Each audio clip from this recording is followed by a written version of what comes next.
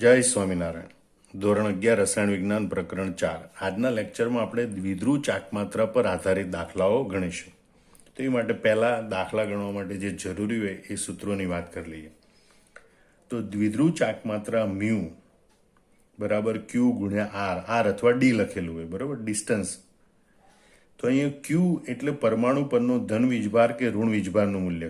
ખાસ કરીને આયનિક બંધ બને ત્યારે ધન વીજભાર ધરાવતા પરમાણુએ પ્રાપ્ત કરેલું ધન વીજભાર, ઋણ વીજભાર ધરાવતા પરમાણુએ પ્રાપ્ત કરેલા ઋણ વીજભારનું મૂલ્ય. અને આર અથવા તો ડી એટલે ધન વીજભાર અને ઋણ વીજભાર વચ્ચેનું અંતર, બરોબર, આર અથવા ડી. હવે એના ઉપરથી આપણે દ્વિધ્રુવ ચાકમાત્રા બે રીતે લેવાની હોય, મ્યુ આયોનિક અને મ્યુ ઓબ્ઝર્વડ, બરોબર. મ્યુ આયોનિક એટલે પ્રાયોગિક રીતે મ્યુ આયોનિક એટલે સૈદ્ધાંતિક રીતે ગણતરી કરેલી દ્વિધ્રુવ ચાકમાત્રા. એ સૈદ્ધાંતિક રીતે કેમ ગણતરી કરેલી હોય? તો જ્યારે બંધ બને ત્યારે કોઈ એક પરમાણુએ આ ભાગીદારીનો ઇલેક્ટ્રોન સંપૂર્ણપણે બીજા પરમાણુ પાસેથી મેળવી લીધો. એટલે માનો કે ક્લોરીને સંપૂર્ણ ઇલેક્ટ્રોન મેળવી લીધો, એટલે ક્લોરીન ઉપર ઋણ વીજભાર અને હાઇડ્રોજન ઉપર ધન વીજભાર આવી ગયો હોય એમ માની લઈએ. તો ત્યારે ક્લોરીન પર વીજભાર કેટલો ગણવાનો? 1 ઇલેક્ટ્રોન જેટલો વીજભાર, બરોબર. અને 1 ઇલેક્ટ્રોનનો વીજભાર કેટલો હોય? અને QE કહેવાય, બરોબર. અહીંયા વીજભાર QE માઇનસ અહીંયા વીજભાર પ્લસ QE, એટલે કે 1 ઇલેક્ટ્રોન જેટલો વીજભાર પ્લસ. એટલે ક્લોરીન ઉપર કેટલો વીજભાર? -1.602 ગુણ્યા 10⁻19 કુલમ અથવા -4.803 ગુણ્યા 10⁻10 ESU ક્લોરીન પર. હાઇડ્રોજન પર કેટલો વીજભાર? તો કે +1.602 ગુણ્યા 10⁻19 કુલમ અથવા +4.803 ગુણ્યા 10⁻10 ESU. જ્યારે આપણે સૈદ્ધાંતિક દ્વિધ્રુવ ચાકમાત્રાનું મૂલ્ય ગણવાનું હોય ત્યારે QE એટલે કે ઇલેક્ટ્રોન પરનો વીજભાર લેવાનો હોય, 1 ઇલેક્ટ્રોન પરનો વીજભાર. અને ડી એટલે બે પરમાણુ વચ્ચેનું અંતર અથવા તો બંધ લંબાઈ લેવાની હોય, બરોબર. પણ મ્યુ ઓબ્ઝર્વડ પ્રાયોગિક રીતે મળતું મૂલ્ય છે, બરોબર. એ આપણે પ્રયોગો દ્વારા જ મળે, પણ એની ઉપરથી પરમાણુ પરનો આંશિક વીજભાર ગણી શકાય, જેને આપણે કહીએ છીએ કે ડેલ્ટા પ્લસ ડેલ્ટા માઇનસ, બરોબર. એ વીજભારનો અંશ છે, ક્યુ ડેલ્ટા અને ક્યુ ડેલ્ટા, આ માઇનસ અને આ પ્લસ, બરોબર. એટલે આ પરમાણુ પર આ 1 ઇલેક્ટ્રોનમાંથી કેટલો વીજભાર આણે ગુમાવેલો છે અને ક્લોરીને કેટલો વીજભાર મેળવેલો છે એ આંશિક વીજભાર દર્શાવે. એટલે ક્યુ ડેલ્ટા એટલે પરમાણુ પરનો આંશિક ધન વીજભાર કે ઋણ વીજભાર, બરોબર. એટલે ધ્યાન રાખજો, મ્યુ આયોનિક બરાબર QE ગુણ્યા ડી, જ્યાં QE એટલે 1 ઇલેક્ટ્રોન પરનો વીજભાર ગણવાનો. મ્યુ ઓબ્ઝર્વ એટલે કે પ્રાયોગિક દ્વિધ્રુવ ચાકમાત્રા બરાબર ક્યુ ડેલ્ટા ગુણ્યા ડી, અહીંયા ક્યુ ડેલ્ટા એટલે પરમાણુ પરનો આંશિક ધન વીજભાર કે ઋણ વીજભાર, બરોબર. તો આ રીતે પણ મોટા ભાગે આનું મૂલ્ય પ્રાયોગિક રીતે આપેલું હોય. પણ પ્રાયોગિક મૂલ્ય આપેલું હોય અને પરમાણુ પરના વીજભારનું મૂલ્ય શોધવાનું હોય તો આ સૂત્રનો ઉપયોગ કરી અને ક્યુ ડેલ્ટા શોધી શકાય. એના એકમોની ચર્ચા કરીએ તો સામાન્ય રીતે પ્રાયોગિક દ્વિધ્રુવ ચાકમાત્રા ઘણી વખત ડી બાય એકમમાં આપેલી હોય, ડી, બરોબર. 0.3 ડી, 1.87 ડી, એવી રીતે. તો આ એક ડી બાય એટલે શું? તો ડી બાય એટલે આવું સ્વીકારી લીધેલું છે 1 ગુણ્યા 10⁻18 ESU ઇન્ટુ સેન્ટીમીટર એકમ, ESU ઇન્ટુ સેન્ટીમીટર. એને SI એકમમાં લખવું હોય તો 1 ડી બાય બરાબર 3.335 ગુણ્યા 10⁻30 કુલમ ઇન્ટુ મીટર. ધ્યાન રાખજો, 1 ડી બાય એટલે 1 ગુણ્યા 10⁻18 ESU ઇન્ટુ સેન્ટીમીટર એકમમાં, અથવા 1 ડી બાય બરાબર 3.335 ગુણ્યા 10⁻30 કુલમ ઇન્ટુ મીટર. અને ESU અને કુલમ વચ્ચેનો સંબંધ આ પ્રમાણે છે, 1 ESU બરાબર 3.335 ગુણ્યા 10⁻10, બરોબર. તો જે આ બંનેનો ગુણોત્તર છે, હવે આપણે ગણવાનું હોય મુખ્ય કે ભાઈ આ જે HCl છે એ સહસંયોજક બંધ હોવા છતાં જે આ વિદ્યુત ઋણતાનો તફાવત છે એના કારણે કંઈક અંશે આયની લક્ષણ પ્રાપ્ત કરે. તો કેટલા ટકા આયનિક લક્ષણ પ્રાપ્ત કરેલું છે એને કહેવાય પર્સન્ટેજ આયની લાક્ષણિકતા, બરોબર. પ્રતિશત આયનીય પ્રકૃતિ, ઘણી બધા લાક્ષણિકતાને પ્રકૃતિ પણ કહે છે. પર્સન્ટેજ બોલે અથવા પ્રતિશત બોલે, પ્રતિશત આયનીય લાક્ષણિકતા અથવા પ્રતિશત આયનીય પ્રકૃતિ, બરાબર. મ્યુ ઓબ્ઝર્વ એટલે કે પ્રાયોગિક દ્વિધ્રુવ ચાકમાત્રા છેદમાં સૈદ્ધાંતિક દ્વિધ્રુવ ચાકમાત્રા મ્યુ આયોનિક ગુણ્યા 100% તો આ સૂત્રનો ઉપયોગ કરી અને આપણે દાખલાઓ ગણી શકીએ છીએ. હવે આપણે એક દાખલો જોઈએ કે LiHની દ્વિધ્રુવ ચાકમાત્રા આપેલી દ્વિધ્રુવ ચાકમાત્રા જે આપેલી હોય એને પ્રાયોગિક દ્વિધ્રુવ ચાકમાત્રા ગણવાની, બરોબર, મ્યુ ઓબ્ઝર્વ ગણવાનું. 1.964 ગુણ્યા 10⁻29 કુલમ ઇન્ટુ મીટર છે અને બે પરમાણુ વચ્ચેનું અંતર 1.596 એંગસ્ટ્રમ હોય તો અણુની આયનીય પ્રકૃતિ ગણો, એટલે કે પ્રતિશત આયનીય પ્રકૃતિ ગણો. તો પ્રતિશત આયનીય પ્રકૃતિ, બરોબર, એનું સૂત્ર થશે મ્યુ ઓબ્ઝર્વ એટલે કે પ્રાયોગિક દ્વિધ્રુવ ચાકમાત્રા અપોન મ્યુ આયોનિક, બરોબર, અથવા મ્યુ કેલ્ક્યુલેટેડ કહેવાય, ગુણ્યા 100%. તો પહેલા આપણે આ સૂત્ર લખી નાખ્યું એટલે ખબર પડે કે હવે આપણે કયા કયા મૂલ્ય આના માટે જોઈએ છે. બીજું અહીંયા હવે આપણે જોઈએ ભાઈ LiH. જો LiHમાં લિથિયમ આમ તો મોટા ભાગે આયનિક બંધ હોય છતાં લિથિયમ છે ને અને હાઇડ્રોજન વચ્ચે સહસંયોજક બંધ રચાય છે. તો હાઇડ્રોજન ઉપર આંશિક ઋણ વીજભાર આવે, લિથિયમ ઉપર આંશિક ધન વીજભાર આવે છે, બરોબર. પણ જો સંપૂર્ણ આયનીકરણ થયું હોય તો લિથિયમ ઉપર ધન વીજભાર હોય અને હાઇડ્રોજન ઉપર ઋણ વીજભાર હોય. તો અહીંયા જે દ્વિધ્રુવ ચાકમાત્રા મળે એને મ્યુ આયોનિક અથવા મ્યુ કેલ્ક્યુલેટેડ કહેવાય. આના માટે જે દ્વિધ્રુવ ચાકમાત્રા મળે એને મ્યુ ઓબ્ઝર્વ કહેવાય, બરોબર. તો સૌથી પહેલા આપણે મ્યુ ઓબ્ઝર્વની વાત કરીએ એટલે કે મ્યુ પ્રાયોગિક, બરોબર. તો એ રકમમાં આપેલી હોય આપણને કે આટલી દ્વિધ્રુવ ચાકમાત્રા છે જે પ્રયોગોથી નક્કી થયેલી હોય 1.964 ગુણ્યા 10⁻29 કુલમ ઇન્ટુ મીટર. હવે મ્યુ આયોનિક આપણે ગણતરી કરવાની હોય. મ્યુ આયોનિક કહેવાય અથવા આપણે એને કહીશું મ્યુ કેલ્ક્યુલેટેડ, બરોબર, સૈદ્ધાંતિક અથવા તો ગણતરી કરેલું દ્વિધ્રુવ ચાકમાત્રાનું મૂલ્ય. એ આપણે ક્યારે ગણવાનું હોય? એક ઇલેક્ટ્રોન સંપૂર્ણપણે હાઇડ્રોજન પર ટ્રાન્સફર થઈ ગયો હોય ત્યારે.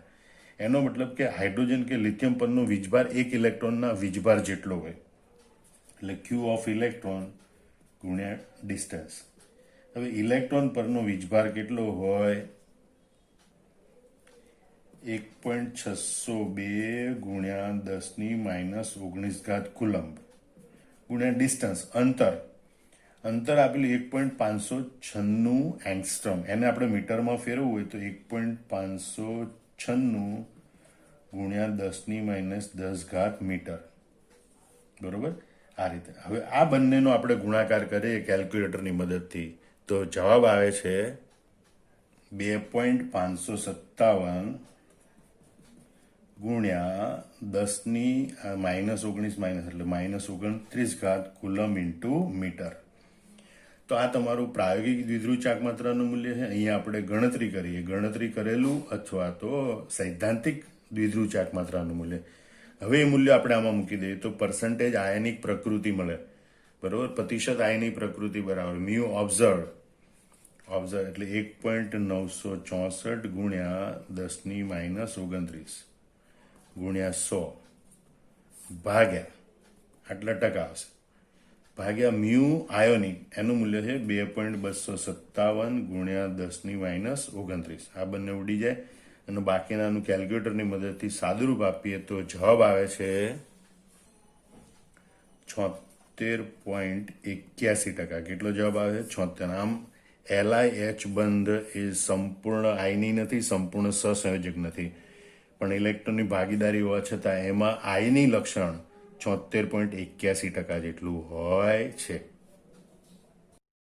એવો જ બીજો દાખલો આપણે જોઈએ કે એક દ્વિપરમાણવી અણુની દ્વિધ્રુવ ચાકમાત્રા 1.98 ડીબાય. અહીંયા હવે કુલમ ઇન્ટુ મીટરના બદલે આપણને ડીબાય એકમ આપેલો છે, એને આપણે કુલમ ઇન્ટુ મીટરમાં ફેરવી લઈશું.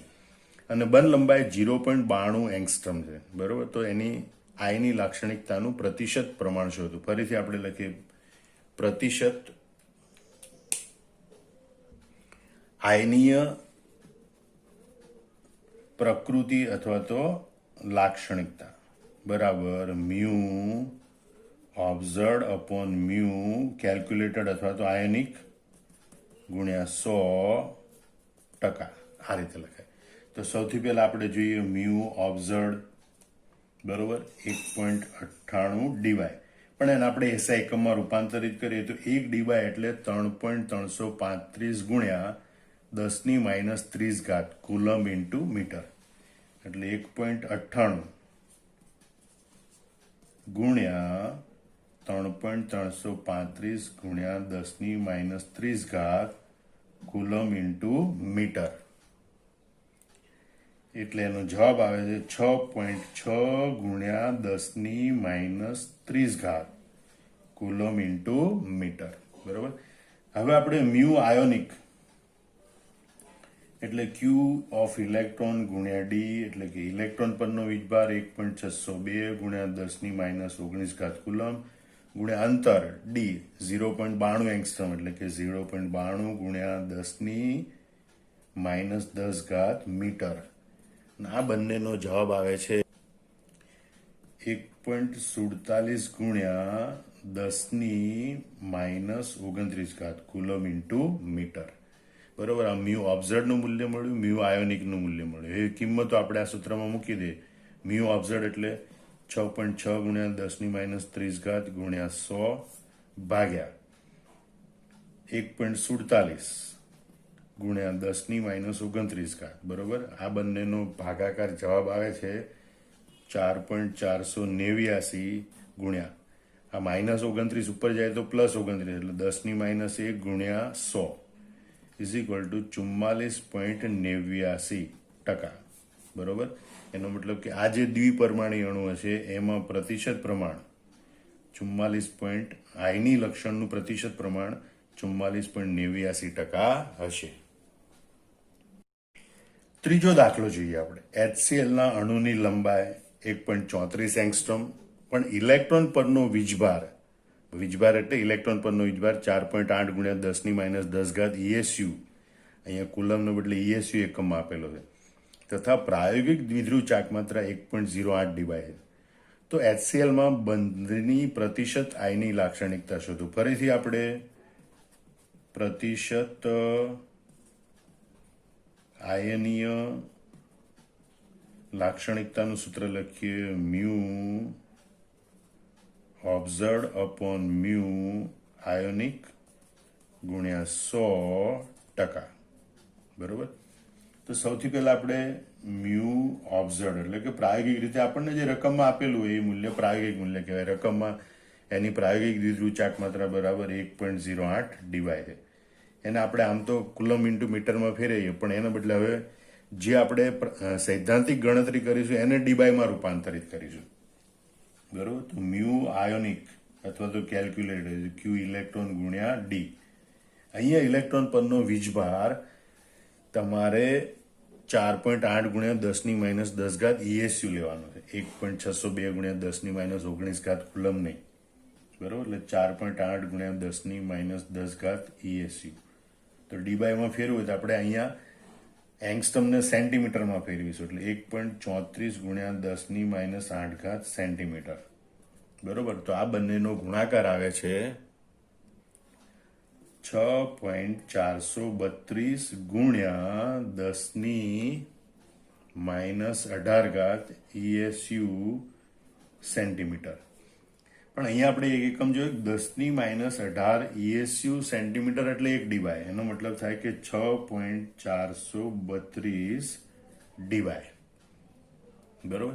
અહીંયા જ્યારે આ મ્યુ ઓબ્ઝર્વ ને મ્યુ આયોનિક હોય તો એ જ્યારે અહીંયા મૂલ્ય મૂકે તો બંનેના એકમ સરખા હોય, બંનેના એકમ ડીવાયમાં લઈ લીધા, એટલે હવે આ મૂલ્યો આપણે આ સૂત્રમાં મૂકી શકીશું. તો મ્યુ ઓબ્ઝર્વ બરાબર 1.08 ગુણ્યા 100 ભાગ્યા મ્યુ આયોનિક બરાબર 6.432. બરોબર. અને એનો જવાબ આવે છે 16.79%. બરોબર. એટલે કે નિયરલી ઇક્વલ ટુ 16.8% પણ આપણે ગણી શકીએ. મતલબ કે HCl માં આયની લાક્ષણિકતા 16.8% જેટલી હોય છે. HBr માટે દ્વિધ્રુવ ચાકમાત્રાનું મૂલ્ય 0.78 ડીબાય છે અને બંધ લંબાઈ 1.41 એંગસ્ટ્રોમ છે. એક ઇલેક્ટ્રોન પરનો વીજભાર ફરીથી 4.8 ગુણ્યા 10⁻10 ESU છે. તો HBr માં દરેક પરમાણુ પરનો વીજભાર અંશ ગણો. બરોબર. એ પ્રતિશત પ્રમાણની જેમ જ ગણાય, ખાલી 100 ન લખીએ એટલે વીજભાર અંશ કહેવાય. બરોબર. તો વીજભાર અંશ બરાબર mu observed upon mu ionic. ખાલી આ બેનો ગુણોત્તર લઈએ એટલે વીજભાર અંશ કહેવાય. તો હવે આપણે જોઈએ કે ભાઈ મ્યુ ઓબ્ઝર્વડ બરાબર કેટલા છે. મ્યુ ઓબ્ઝર્વડ બરાબર દ્વિધ્રુવ ચાકમાત્રાનું પ્રાયોગિક મૂલ્ય આપણને આપેલું છે 0.78 ડીવાય. બરોબર.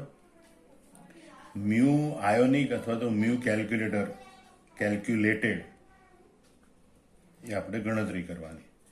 QE ગુણ્યા ડી. અહીંયા ઇલેક્ટ્રોન પરનો વીજભાર એ આપણને ESU એકમમાં આપેલો 4.8 ગુણ્યા 10⁻10 ઘાત ESU. જ્યારે ESU એકમમાં વીજભાર આપેલો હોય ત્યારે ડિસ્ટન્સ આપણે સેન્ટીમીટરમાં લેવાનું. એટલે 1.41 ગુણ્યા 10⁻10 ઘાત મીટરને બદલે 10⁻8 ઘાત સેન્ટીમીટર લખવાનું. 4.8 ગુણ્યા 1.41 જવાબ આવે છે 6.768 ગુણ્યા 10⁻18 ઘાત ESU ઇન્ટુ સેન્ટીમીટર. પણ આ ESU ઇન્ટુ સેન્ટીમીટર 10⁻18 ઘાત હોય તો એને ડીવાય કહેવાય. Is equal to 6.768 dy. બરોબર. હવે બસ એ કિંમત અહીં મૂકી દો. મ્યુ ઓબ્ઝર્વડ એટલે 0.78 dy upon mu ionic is equal to 6.768 dy. તો આ બંનેનો ગુણોત્તર આવે છે 0.115. બરોબર. એ બંનેનો જવાબ આવે છે 0.115. આમ બંને પરમાણુ H અને Br પરમાણુ પરનો જે ડેલ્ટાનું મૂલ્ય આવે ડેલ્ટા બરાબર મૂલ્ય આવે 0.115. તો આ રીતે આ વીજભાર અંશની ગણતરી કરી શકાય છે.